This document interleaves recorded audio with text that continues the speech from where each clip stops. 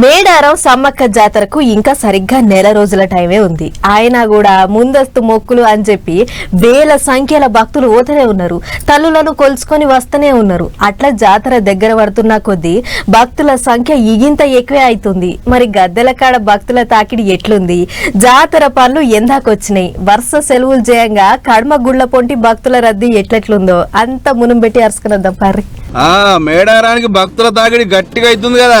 జంపన వాగుల తానాలు, నిలువెత్తు బంగారం, శివసత్తుల సిగాలు, ముడుపులు, ఎదుర్కోల మొక్కులు, అబ్బో చిన్నగా లేదు భక్తుల సంబురం. వనదేవతలను దర్శనం చేసుకుని ముందస్తు మొక్కులు పెట్టుకోవాలని వేల సంఖ్యలో అడుగుబాట పట్టిర్రు. సంటి పిల్లలు, ముసలోళ్ళు, ముడిగోళ్ళు ఉన్నోళ్ళు అసలు జాతర అప్పుడు పోతే అలా నెగలేమని చెప్పి ముందే బండ్లు కట్టి మొక్కులు అప్పచెప్పి వస్తుర్రు. అట్లా అసలు జాతర చాలు కాకుండా సుత వేల సంఖ్యలో దర్శనాలు అవుతున్నాయి రోజు. ఇంకో దిక్కు జాతర నెలే ఉందని అభివృద్ధి పనులు సుత ఊపందుకున్నాయి. గద్దెలను సింగారిచ్చుడు, చుట్టుపట్టు పాలరాయి స్తంభాలు నాటుడు, క్యూ లైన్లు, రోడ్లు, మంచినీళ్ల సౌలతి ఒక్కటేంది అన్ని తీర్ల పనులు జబజబ ఒడగొట్టాలని మంత్రులు రికాం లేకుండా తిప్పలు పడుతుర్రు. ఇక మేడారం ముచ్చట ఇట్లుంటే ఇటు రెండు తెలుగు రాష్ట్రాలలో గుళ్ళు గోపురాలు భక్తులతోని కిక్కిరిసినాయి. తిరుపతి వెంకన్న స్వామి కాంచి మొదలు పెడితే యాదాద్రి నరసన్న, బెజవాడ దుర్గమ్మ, బాసర సరస్వతమ్మ, యములాడ రాజన్న, శ్రీశైలం మల్లన్న, కొండగట్ట అంజన గిట్లా ఒకటారుండా పెద్ద పెద్ద గుళ్ళల కాలు పెట్టే సందు లేకుండా ఇరుగబడ్డారు భక్తులు. అయితే కర్నూలు జిల్లా మంత్రాలయంలో రాఘవేంద్ర స్వామిని దర్శనం చేసుకోవడానికి బొచ్చాడు మంది పోయిరు. దీంతో ఇదే మోకని చెప్పి హోటలోళ్ళు, లాడ్జీలోళ్ళు రూముల ధరలు పిటాన